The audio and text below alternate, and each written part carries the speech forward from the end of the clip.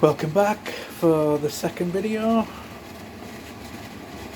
So here we are in this cooking process. I've put my sauces in 20 minutes before the end of my cooking, so after 30 minutes, cooking for 50 minutes.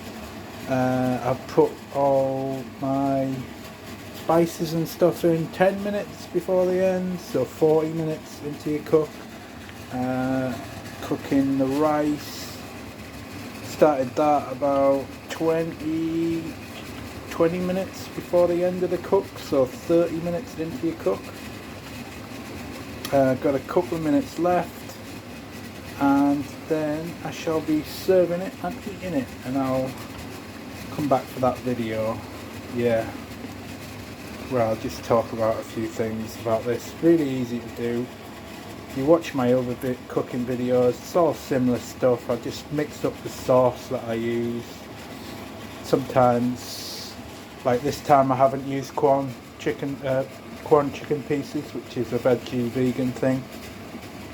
You can put normal chicken in there as well, as long as it's well cooked.